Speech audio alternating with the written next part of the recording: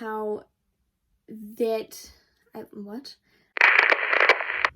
Hello, how's it going? I'm Julia, and for this video I have decided to do my top 10 of 2020, my top 10 books of 2020, my favorites.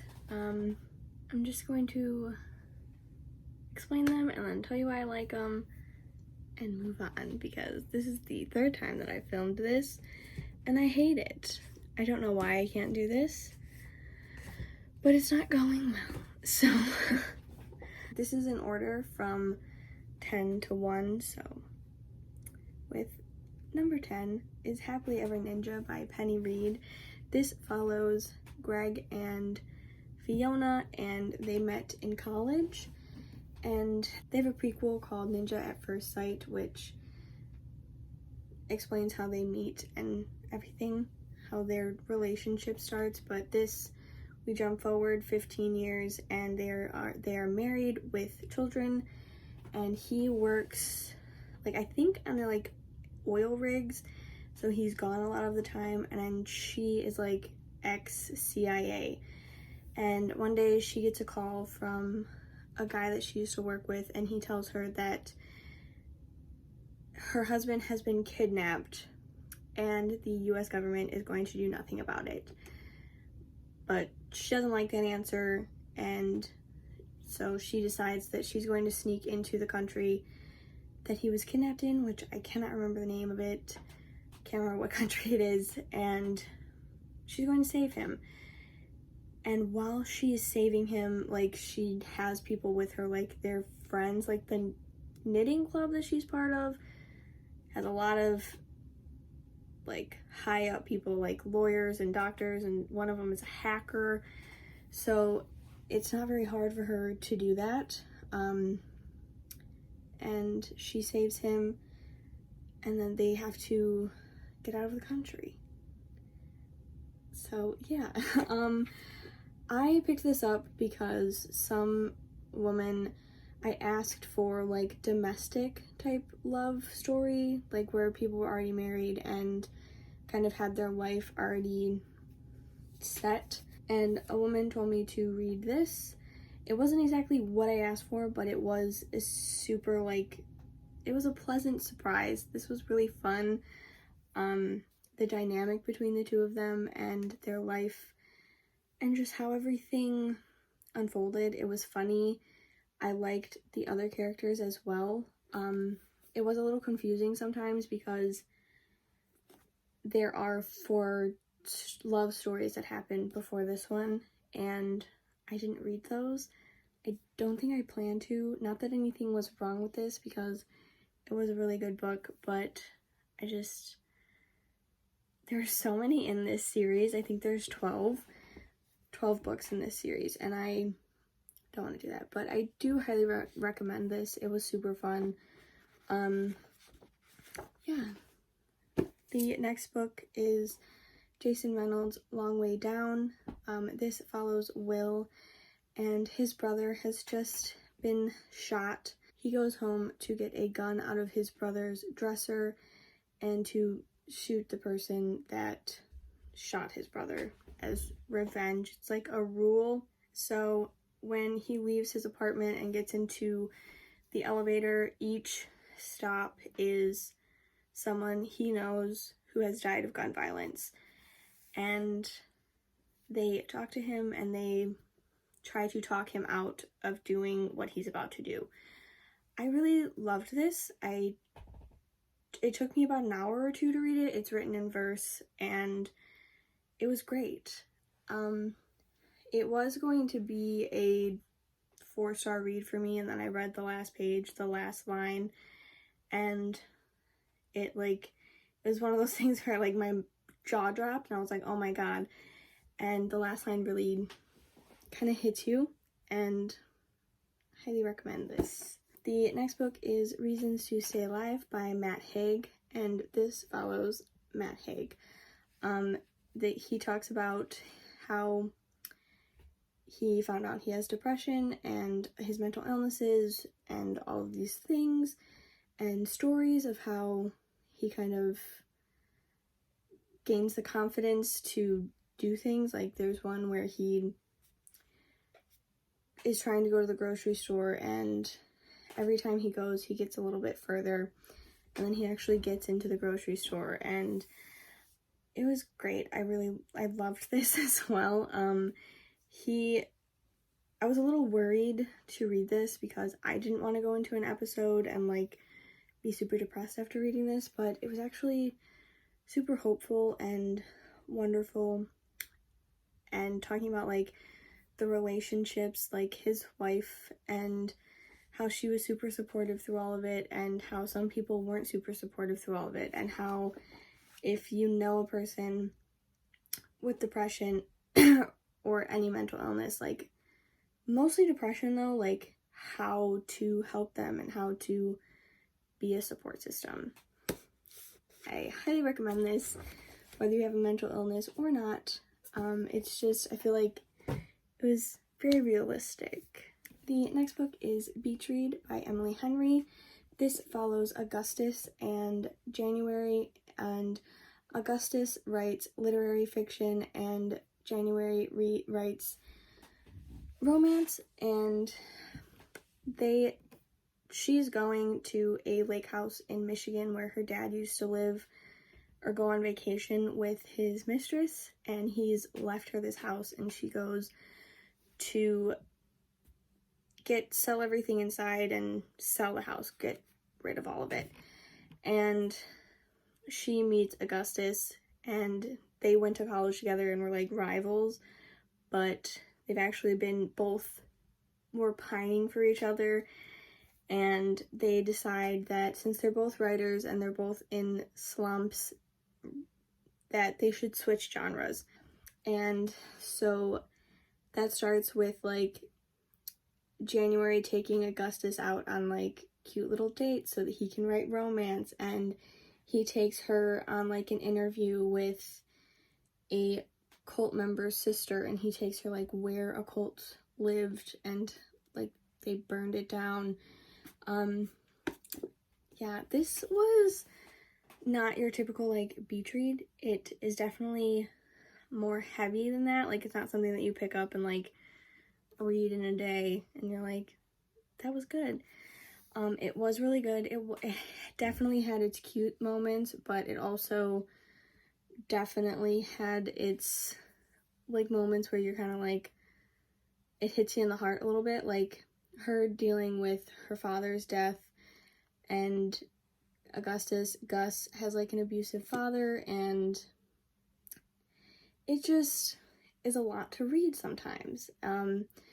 But I did love them. I loved their relationship. I loved how everything happened. I think the most fun part about this book was them writing the books inside of it, like Augustus and January writing the books. Like, I would love to read the books that they wrote. I also really liked that in this, like, it obviously doesn't come without like its problems, but they weren't super drawn out and annoying. Like, sometimes I feel like in YA, like, the problems are so blown out of proportion and annoying that it takes away from the story, and the issue wasn't drawn out and blown out of proportion. It was like they talked and they were adults about it, and I really liked that. The next book is Punk 57 by Penelope Douglas. This follows Misha and Ryan, and they have been pen pals since they were in 5th grade. It is now their senior years of high school. They have never met, never looked at each other in the eyes, and one day Misha just stops writing Ryan back. So that's part of the story, and then the second part is that like that's like their kind of beginning is that, and then after he stops writing, there's this new kid, Mason, and we know this secret as an audience, but Ryan doesn't know, is that Mason is Misha. and he's at her school for a reason that we don't know.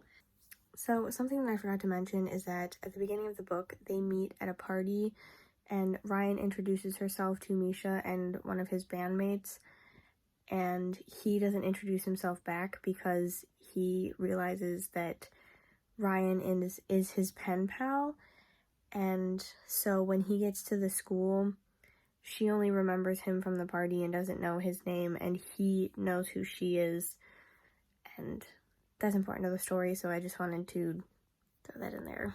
And this is kind of like, it's definitely dark. Like, not like dark, like it's not like corrupt dark, but it's definitely a hate to love. Like, it's not something that everyone's going to enjoy. There are things said to certain people, like it's very slut-shamey at times, and homophobic sometimes too. Like, there are just things that are said that is very, unfortunately, high school. And just like a warning. I did really like this though. I liked their dynamic. I liked how that they like hated each other, but like there was like definite sexual tension. And they could tell that they liked each other without like wanting to admit it. What I'm trying to say here is that there was an obvious connection between the two of them. And she's definitely like, I think my favorite part about this was like the letters. She is very fake in real life, and she writes him, and she's more herself. And with Mason coming to the school and kind of like, he helps her come out of that, of like trying to fit in with everyone and just be what I guess society wants her to be, and what her friends want her to be, when her friends really are kind of shitty. Well, they're a lot shitty. And I really liked this. Highly recommend. The next book is The Roommate by Rosie Danan. This follows Josh and Clara. Clara grew up in New York, and she is part of this like famous, like, not, I don't know necessarily like famous, infamous among the East Coast elite for the lack of impulse control, except for their daughter Clara. So she's like the goody two-shoes of this family. And she decides to, instead of going to this internship that she's been accepted to at like a prestigious art museum in New York, she's going to go to California with her crush, Everett. And when she gets there, Everett is like, I'm going on tour with my band, and leaves her in this house with Josh, who she does not know.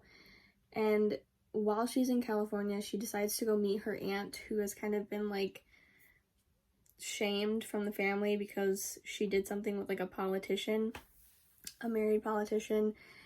And while she's with her aunt, she finds out that Josh is a porn star, and she goes home, and I can't remember if she like confronts him about it, but he finds out that she knows, and things kind of happen between them, and then he tells her that he's in a really crappy contract with the company that he works for, and that he can't do any more videos for a year because he doesn't want to sign another contract.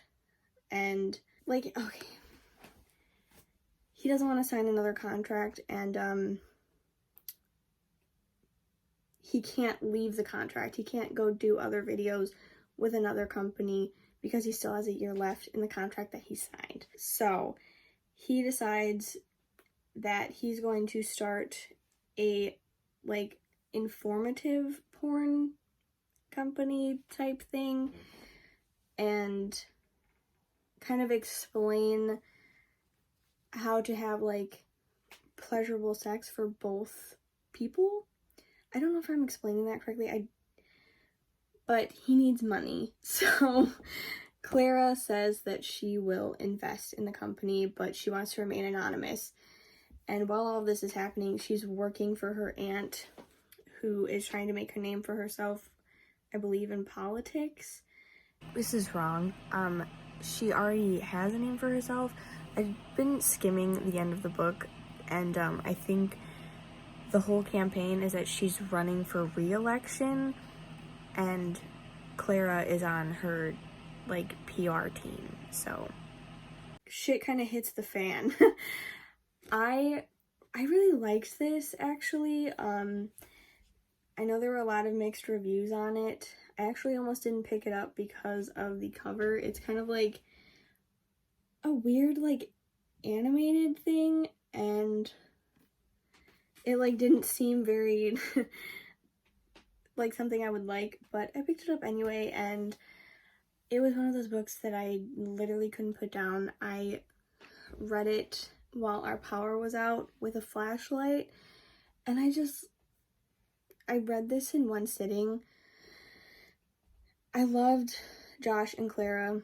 I loved their, like, they just had this cute relationship in a, like, she's super innocent and he's not, and how they both, like, came about that and how everything happened, and it was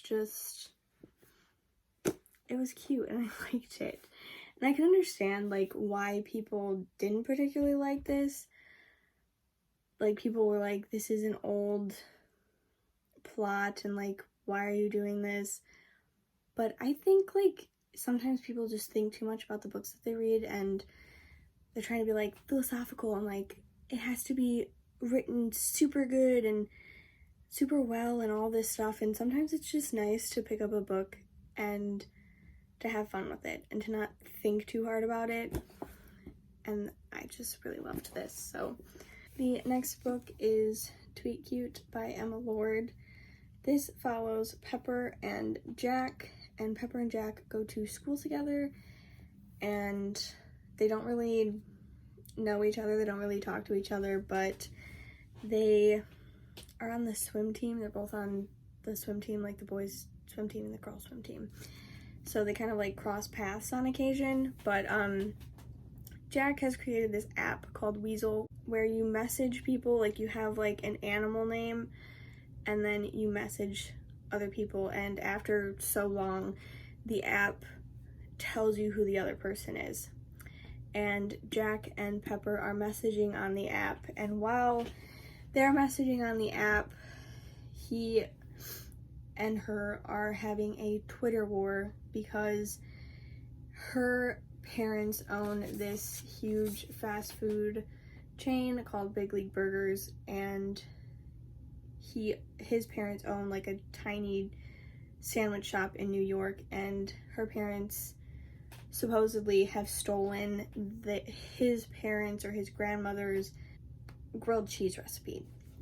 And I loved this a lot. There was so much happening, and it was so fun. I loved how it all unfolded, and how she found out about Weasel, and how they found out that they were messaging each other, and how he found out that her parents are the owners of Big League Burger, and just, it had everything in a book that I personally look for, and it was just super cute, and I loved it. I loved how their friendship kind of bloomed into something more, but it, like, wasn't, it was a friendship, and then they realized that they liked each other. Like, it wasn't this super fast, like, insta love, which I'm not a huge fan of, but this was just, like, it was cute. Like, that's it. It was just adorable, and, like, it's the perfect YA, I think,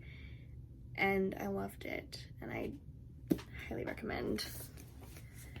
I didn't really say much about that, but I just don't think there's much to say about it. It was just cute. They were cute. The next book, number 3, is Love and Other Words by Christina Lauren. This follows Macy and Elliot, and when Macy is 13, her mother passes away, and she writes down that she wants her husband to buy them like a place to go to get away. And at this vacation house, she meets Elliot and they become best friends. And she has this huge closet where they read together, and it's super cute and wonderful. And then we jump forward. I'm not exactly sure how long, because we basically get from age 13 to like 18, and then we jump forward to like their late 20s. So probably like 10 years, 13 years. Okay, so this is written in a now and then style, and basically we're going back and forth between the past and the present. We start off with Macy at age like 13, as I said, and then we jump forward to the present, and then we go back and it's like she's 14, and then we jump forward again, and it's the same timeline. So as the timeline in the past is going forward in age, like the timeline in the present is staying the same. I don't think I explained that very well. I don't even know if I just explained it well again, but that's it. They haven't spoken, and we don't know why, and their story kind of like starts over from that point, and I loved this. It's just so good. I cried multiple times. I loved everything about it. I don't know what else to say. I just thought it was really well written. I thought that Elliot and Macy were just adorable, not only as like teenagers, but as adults, like them trying to like figure out their shit.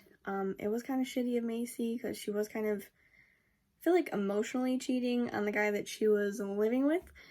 But this is also another book, kind of like Betrayed, that is super heartfelt and like heartwarming, but also has its like real life issues and how people deal with them and how everything happens and all of that. I thought it was interesting as well, Sean, who is Macy's like current fiance, the complete opposite personalities of Sean and Elliot. Like, Elliot is like this super sweet like guy, and not that Sean's not, but he didn't really seem to care whether or not Macy was around or not. I don't know. They had a cute game called What's Your Favorite Word? And they would tell each other what, like, at the time, what their favorite word was and like what it meant. It just like, it makes you feel all the feelings, and you root for them through the whole book, like as teenagers and then as adults, and you're wondering what happened to make them stop talking, which, spoiler, because I'm about to say why they stopped talking. I did give this 5 stars, and I do really love this, but there is like, the reason I gave it 5 stars, and I don't want people to be like, you shouldn't have, the 2 main characters, this didn't happen between the 2 main characters, it happened between a main character and another character. I think her name is Megan or something, or Emma. So Elliot lives where Macy's vacation house is, so she goes up there for New Year's Eve, and she finds him like passed out with his pants down with Emma, and he wakes up the next day and has absolutely no idea what happened. And Macy sees that, and Emma is like kind of like draped on him, and Macy sees it and then like leaves, and he was like totally raped, but it's never brought up ever. Like, it's brought up, but wow, my voice just cracked. It's brought up, but it's not taken for what it is. And that was really my only issue with it, was that it wasn't talked about and it was completely swept under the rug. And I wish it just would have been acknowledged more, like that this chick who had a crush on him but knew he had a girlfriend raped him, and it's never talked about. Like, and like, not even that like it had to be like this huge thing, but just like acknowledging it and being like, yeah, Emma raped me. But you know, can't always get what you want. But I feel like that is something that I should have gotten. Readers should have gotten. The next book is Kill Switch by Penelope Douglas. I love this. This follows Winter and Damon. Winter and Damon have known each other since they were kids, and Winter goes blind when she's 8. She like falls and hits her head, and Winter's dad blames Damon, so they're like can't be friends anymore. And then fast forward, she leaves to go to like a blind school, and then for her, I think she's a sophomore and he's a senior, she comes back and he sees her and he's like, so he starts to visit her, and she has absolutely no idea who he is, and they end up sleeping together. And that is that's the video from Corrupt that gets sent out and what gets him arrested. And so he gets out of prison and he is basically out for revenge for her because he feels like she put him there, and he decides to marry her sister to just kind of mess with her, to like psychologically torture this girl, and he does just that.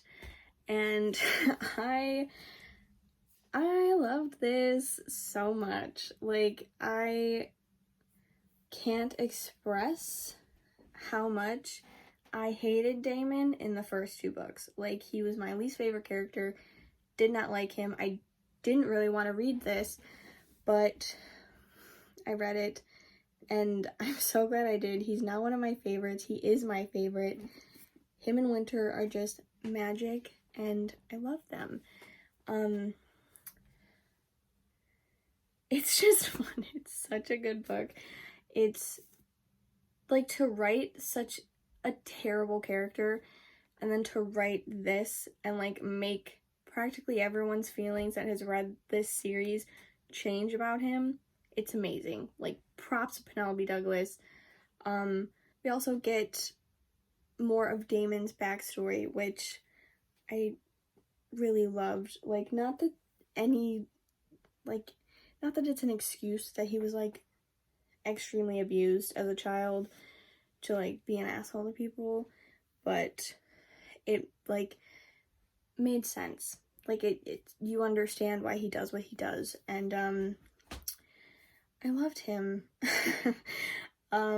He definitely is one of those characters that is like one of those people who is like, he wants to be good, but he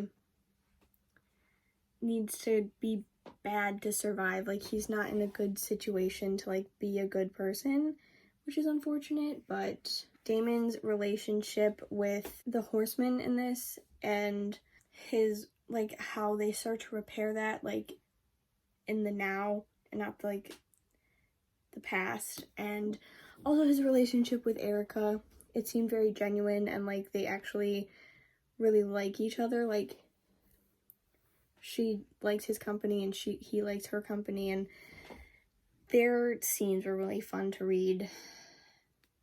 So, also Winter, I really loved Winter. She was very stubborn and didn't really like, even though she was scared, she didn't really take his shit, which I really liked. And she didn't let anything hold her back. Like, she's blind and trying to be a ballet dancer. I also liked how in this one there was more of a friendship between the girls and the guys than there was in Hideaway. Yeah, I just really liked this. I just love Damon and I love Winter, and it was just wonderful.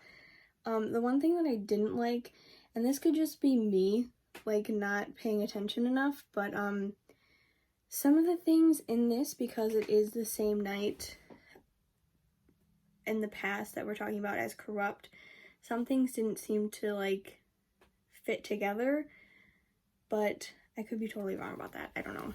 The last book, my number one, is The Simple Wild by K.A. Tucker. This follows Calla, and she is 27. She lives in Toronto, Canada. She's just lost her job and breaks up with her boyfriend, and she gets a call from this woman in Alaska where her biological father lives, Ren, and she tells her that her name is Agnes. Agnes tells Calla that her father's dying of cancer and that she should come visit him, get to know him. And so she goes, and there she meets Jonah.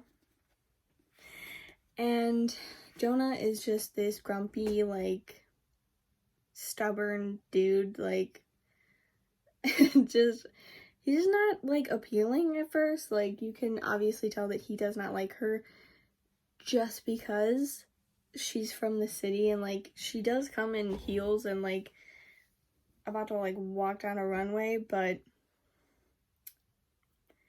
he, like, purposely brings a tiny plane so that she can't have her luggage, and he's just an ass, and I loved them.